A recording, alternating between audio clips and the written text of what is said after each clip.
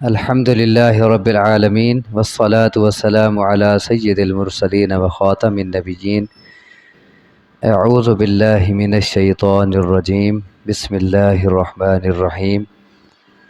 سورۃ بنی اسرائیل آیت نمبر 61 سے۔ وَإِذْ قُلْنَا، اور جب کہا ہم نے، لِلْمَلَائِكَةِ اسْجُدُوا، فرشتوں سے کہ سجدہ کرو، لِآدَمَ، آدم کو، فسجدوا، بس انہوں نے سجدہ کیا، الا ابلیس، مگر ابلیس نے،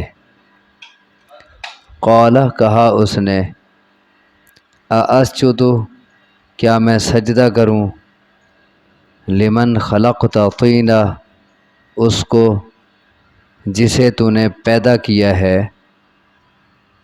گوندھی ہوئی مٹی سے، یعنی گارے سے۔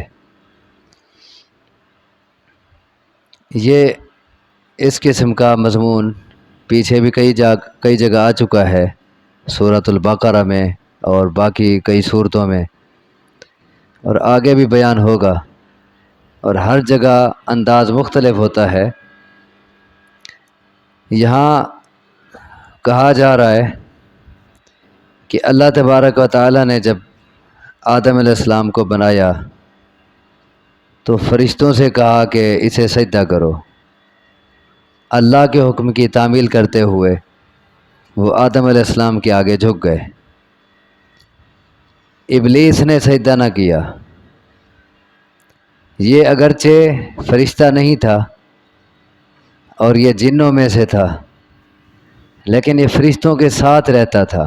اللہ تبارک و تعالی نے اسے اعزاز دیا تھا ابلیس کو، کہ تھا جن لیکن اسے فرشتوں کے ساتھ رکھا گیا، اور جب انہیں سجدے کا حکم تھا اسے بھی ساتھ تھا، لیکن اس نے انکار کر دیا۔ اور انکار کی وجہ کیا تھی؟ کہنے لگا ااسجد لمن خلقت طینا، کیا میں اسے سجدہ کروں جسے تو نے گارے سے بنایا ہے۔ ایک اور جگہ انا خیر منہ، میں تو اس سے بہتر ہوں، مجھے تو نے آگ سے بنایا، اسے تو نے گلی سڑی مٹی سے گارے سے بنایا، میری شان اونچی اور میں کروں اسے سجدہ۔ انکار کر دیا۔ ابا واستکبر، اور جگہ ہے کہ اس نے تکبر میں انکار کیا، اپنے آپ کو بڑا جانا اللہ کے حکم کے آگے۔ قال ارأیتک، کہا اس نے کہ بتا، کس کو کہہ رہا ہے؟ اللہ کو، بڑی جرت اور دلیری دکھا رہا ہے۔ قال، کہا، ارأیتک، بتا، ھذا الذی کرمت علی، یہی ہے جسے تو نے عزت بخشی ہے مجھ پر، یعنی دیکھ تو صحیح یہ کیسا ہے، مٹی اور گارے سے بنا ہوا، اور میری شان اتنا اونچی، یہی ہے جس کو تو نے مجھ پہ عزت بخشی ہے، اسے سجدہ کروں؟ نہیں کرتا میں۔ دیکھیں، اس نے تکبر کیا اور اللہ کے حکم کے آگے اپنی عقل کا استعمال کیا۔ کل بات چل رہی تھی نا کہ جو ایماندار ہوتے ہیں وہ ان کی عقل تسلیم کرے یا نہ کرے، جو اللہ کی بات ہوتی ہے، اللہ کے پیغمبر صلی اللہ علیہ وسلم کی بات ہوتی ہے، وہ اسے تسلیم کر لیتے ہیں، چاہے ان کی عقل پہ نہ آ رہی ہو، جو ایماندار ہیں۔ اور جو بے ایمان ہیں وہ دین کو عقل پہ پرکھتے ہیں، عقل مانے تو دین کی بات ٹھیک ہے، عقل نہیں تسلیم کرتی تو ٹھکرا دیتے ہیں۔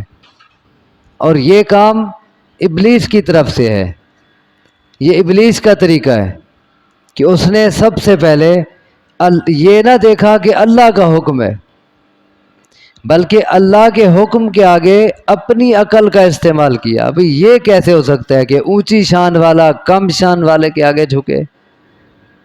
اور اس میں ساتھ تکبر بھی آ گیا۔ اور یہ تکبر ایک ایسی چیز ہے کہ شیطان کا زیادہ تر وار انسان پہ اسی راستے سے ہوتا ہے، تکبر کے راستے سے، کہ وہ انسان کو دوسرے سے اس کے ذہن میں ڈالتا ہے کہ تو دوسروں سے اونچا ہے، اور پھر انسان میں برداشت کا مادہ نہیں ہوتا.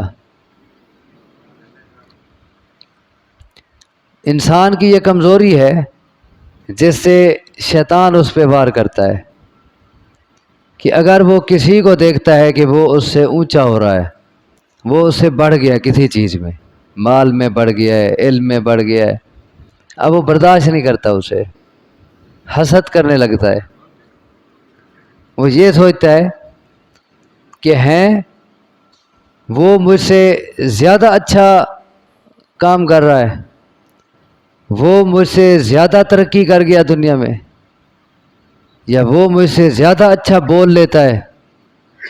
تو انسان میں جب یہ بات آتی ہے نا، پھر اس میں حسد آنے لگ جاتا ہے، وہ اس پہ جلنے لگ جاتا ہے، اور پھر وہ اگلا قدم اٹھاتا ہے اس کو نیچا دکھانے کے لیے، اس کو گرانے کے لیے. اب اس کی کوشش ہوتی ہے کہ میں اسے گراؤں اور خود اس سے اونچا بن کے رہوں. اور پھر یہ جڑ ہوتی ہے تمام خرابیوں کی. یہ شیطان کا وار اسی راستے سے ہوتا ہے. فرمایا قالا، کہا ابلیس نے، بتا کہ کیا یہی ہے جسے تو نے مجھ پر عزت بخشی ہے؟ لئن اخرتنی الی یوم القیامت، اگر تو نے مجھے مہلت دی قیامت کے دن تک، لأحتنکن ذریتہ الا قلیلا، تو میں ضرور جڑ سے اکھاڑ دوں گا اس کی اولاد کو مگر تھوڑے سے. لأحتنکن، اس کے دو معنی ہیں. ایک معنی تو یہ فکرہ استعمال ہوتا ہے کہ ٹڈیوں نے کھیت کو جڑ سے اکھاڑ دیا، جڑ سے ختم کر دیا، اس پہ یہ حنک کا لفظ بولتے ہیں. ایک معنی تو اس کے مطابق معنی ہوگا میں جڑ سے اکھاڑ دوں گا آدم کی اولاد کو، یعنی انہیں پوری طرح تباہ کر دوں گا. الا قلیلا، مگر تھوڑے سے کو بچ گئے تو بچ گئے، ورنہ پوری طرح انہیں تباہ کر دوں گا. ایک معنی. دوسرا معنی یہ حنک کا لفظ بولتے ہیں جب گھوڑے کے جبڑوں میں وہ لگام ڈال کے، رسی ڈال کے اسے کھینچتے ہیں، تو اس پر بھی حنک کا لفظ بولتے ہیں. اب دیکھیں، جب گھوڑے کے جبڑوں میں وہ زنجیر ڈال کے، لوہا ڈال کے، اور اس میں پھر وہ رسی ڈالتے ہیں، پھر اس کو کھینچتے ہیں، تو کیسے گھوڑا قابو میں ہو جاتا ہے. حالانکہ انسان سے کئی گنا طاقتور ہے گھوڑا، لیکن جب اس کو لگام ڈال دی جائے تو اب وہ انسان کا مطیع بن جاتا ہے، اس کے تابع ہو جاتا ہے. اب وہ جیسے چاہے اسے چلائے، جب چاہے اسے روک دے، جب چاہے اسے دائیں طرف پھیر دے، اسے بائیں طرف پھیر دے، اسے ہلکی رفتار سے چلائے، اسے تیز رفتار سے چلائے، اب وہ اس کی مرضی کے تابع ہے. تو اب اس کے مطابق معنی کریں تو پھر لأحتنکن کا معنی ہوگا کہ میں ضرور قابو میں کر لوں گا اس کی اولاد کو، میں ضرور اپنے بس میں کر لوں گا اس کی اولاد کو. یعنی آدم کی اولاد کی لگام میرے ہاتھ میں ہوگی، اس کی باگیں میرے ہاتھ میں ہوں گی. میں جیسے چاہوں گا اس آدم کی اولاد کو چلاؤں گا اپنی مرضی سے. اور پھر وہ نفسیات جانتا ہے شیطان کہ کس کو کیسے چلانا ہے، کس کو دائیں طرف سے چلانا ہے، کس کو بائیں طرف موڑنا ہے، کس کو سیدھا چلانا ہے اور وہیں جا کے گرانا ہے، اور کس کو آہستہ آہستہ رفتار سے چلانا ہے، اور اس کو تیزی سے چلانا ہے، کس کو. نفسیات جانتا ہے اور وہ بالآخر قابو پا لیتا ہے. ایک اور جگہ آتا ہے قال ربی بما اغویتنی، کہا اے میرے رب کیونکہ اب تو نے مجھے بہکا دیا ہے، لأزینن لہم فی الارض، میں زمین میں انسانوں کے لیے خوبصورتیاں پیدا کروں گا. انہیں جہاں جہاں گراؤں گا نا، وہاں خوبصورت لیبل لگا کے گراؤں گا. یہ نہیں دکھاؤں گا کہ دیکھ تجھے زہر پلا رہا ہوں اور دیکھ تجھے جہنم میں گرا رہا ہوں، نہیں، بلکہ خوبصورت لیبل لگا کے گراؤں گا. وَلَأُغْوِيَنَّهُمْ أَجْمَعِينَ، اور میں ان سب کو بہکاؤں گا. إِلَّا عِبَادَكَ مِنْهُمُ الْمُخْلَصِينَ، ہاں تیرے وہ بندے جو چنے ہوئے ہوں گے، بس وہ بچ جائیں گے، ورنہ باقی سب کی لگامیں باغیں میرے ہاتھ میں، جیسے چاہوں گا موڑوں گا چلاؤں گا. اور پھر اس نے یہ کر کے دکھایا. دعویٰ جو کیا تھا وہ اس دعوے میں بڑا کامیاب ہوا ہے. ایک اور جگہ ہے اللہ تبارک و تعالیٰ فرماتے ہیں وَلَقَدْ صَدَّقَ عَلَيْهِمْ إِبْلِيسُ ظَنَّهُ فَاتَّبَعُوهُ إِلَّا فَرِيقًا مِّنَ الْمُؤْمِنِينَ. ابلیس نے اپنا گمان سچ کر دکھایا. فَاتَّبَعُوهُ، لوگ اس کے پیچھے چل پڑے. إِلَّا فَرِيقًا مِّنَ الْمُؤْمِنِينَ، صرف ایمانداروں کا ایک گروہ بچا، باقی اس کے پیچھے چل پڑے. ابلیس نے اپنی بات سچ کر دکھائی جو دعویٰ کیا تھا.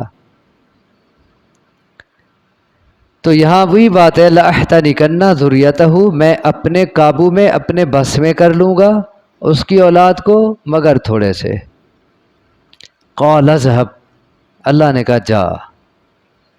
فَمَن تَبِعَكَ مِنْهُمْ، جس نے بھی تیری پیروی کی ان میں سے، یعنی اولاد آدم میں سے، فَإِنَّ جَهَنَّمَ جَزَاؤُكُمْ جَزَاءً مَّوْفُورًا، تو پس بے شک جہنم تم سب کی جزا ہے، تمہارا بدلہ ہے.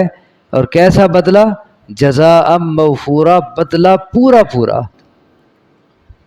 یعنی جہنم ایک ایسی خوفناک چیز ہے کہ تم جو کرو گے نا تو جہنم میں چلے گئے اس کے نتیجے میں تو وہ پورا پورا بدلہ ہو جائے گا، پورا پورا انتقام ہو جائے گا. یہ نہ سمجھنا کہ جو جہنم میں گیا پھر اس کو کچھ بدلہ ہوا اور کچھ رہ گیا، نہیں، وہ ایسی جگہ ہے کہ وہاں پورا پورا بدلہ ہو جائے گا. تو اللہ نے کہا کہ جا تو اپنا کام کر، کوشش کر، جو تیری پیروی کرے گا میں اسے جہنم میں ڈال دوں گا، اور صرف اسے نہیں تم سب کو. ایک اور جگہ کبکبو فیہا ہم والغاوون وجنود ابلیس اجمعون، کہ جہنم میں ڈالے جائیں گے وہ لوگ، والغاوون، اور ان کو گمراہ کرنے والے. ان گمراہ کرنے والوں میں وہ انسان بھی آ گئے جو انسان دوسرے انسانوں کو گمراہ کرتے ہیں، وہ جنات بھی آ گئے، وہ شیاطین بھی آ گئے، اس میں ابلیس بھی آ گیا. وجنود ابلیس اجمعون، اور جہنم میں ڈالے جائیں گے ابلیس کے سارے لشکر. آج کا سبق یہاں ختم ہوا. اس میں سے چند باتیں ہمیں جو معلوم ہو رہی ہیں. ایک تو ابلیس کی دشمنی اس سے ظاہر ہے کہ ابلیس کتنا دشمن ہے، کتنا بڑا دشمن. اللہ تبارک و تعالیٰ بار بار جس کے بارے میں کہتے ہیں کہ وہ تمہارا کھلا دشمن ہے. دیکھیں اس کی دشمنی کا اندازہ اس سے لگائیں کہ دشمنی تو صرف آدم سے تھی کہ آدم کو سجدہ نہیں کیا تباہ ہوا، لیکن آدم کی پوری اولاد کے پیچھے پڑ گیا اور چیلنج کر دیا کہ چونکہ اس کی وجہ سے میں تباہ ہوا ہوں اسی لیے میں اس کی پوری اولاد کو تباہ کروں گا. یہ تو ایسے ہے نا کہ جو کسی پہ ناراض ہو، غصے ہو جائے، وہ کہے اچھا میں تیرے ساتھ کروں گا، اور تو کیا تیری نسلیں بھی یاد کریں گی اور تیری نسلوں کے ساتھ بھی میں کر کے دکھاؤں گا. یہ ایسے ہی ہے، یعنی اتنا بڑا دشمن ہے کہ صرف آدم سے نہیں بلکہ پوری اولاد کے پیچھے پڑا. ایک اور بات ہمیں اس سے یہ معلوم ہوتی ہے کہ اللہ تبارک و تعالی بعض اوقات اپنے نافرمان کی دعا بھی قبول کر لیتا ہے. شیطان اللہ کا نافرمان تھا، اس نے اللہ سے دعا کی کہ مجھے مہلت دے، الی یوم یبعثون، جس سے لوگ اٹھائے جائیں گے اس دن تک مجھے مہلت دے. اللہ نے مہلت دے دی. تو نافرمان تھا، باغی تھا، دعا قبول ہو گئی. تو بعض اوقات اللہ اپنے نافرمان کی دعا بھی قبول کر لیتا ہے. اس سے یہ سمجھ آیا. اور اس سے یہ بھی سمجھ آیا کہ دعا کی قبولیت اس بات کی دلیل نہیں ہے کہ اللہ راضی ہے۔ بعض اوقات اللہ تبارک و تعالی ناراضگی میں بھی دعا قبول کر لیتا ہے۔ مثلا ایک شخص یا ایک ماں یا ایک باپ اپنی اولاد کے بارے میں بد دعا کرتا ہے اور اس کی بد دعا قبول ہو جاتی ہے، تو کیا خیال ہے، بد دعا کرنے کی اجازت ہے؟ روکا گیا ہے کہ کوئی بھی کسی کے بارے میں بد دعا نہ کرے، حدیث میں روکا گیا ہے۔ اب جس چیز سے روکا گیا ہے وہ کام ناجائز ہے، اب وہ بد دعا کر رہا ہے، اللہ نے قبول کر لی، لیکن اب کیا اس کی بد دعا قبول کر لینا اس بات کی دلیل ہے کہ اس کی دعا قبول ہو گئی ہے لہذا اللہ اس پہ راضی ہے؟ نہیں، اس نے ناراضگی میں قبول کی ہے۔ تو اس لیے کبھی آپ ایک شخص کہتے ہیں جی اللہ مہربانی کر میرا یہ کام چل پڑے، کام سارا حرام تھا، کام چل پڑا، اب یہ ناراضگی میں دعا قبول ہوئی ہے کہ ہے تجھے پتہ بھی ہے کہ حرام ہے اور پھر تو حرام میں داخل ہو رہا ہے مسلمان ہو کر، پھر اس کی دعائیں کر رہا ہے، اچھا جا پھر۔ اللہ تبارک و تعالی ہمیں سمجھنے کی عمل کی توفیق عطا فرمائے۔ اقول قولی ھذا واستغفر اللہ لی ولکم وآخر دعوانا ان الحمد للہ رب العالمین۔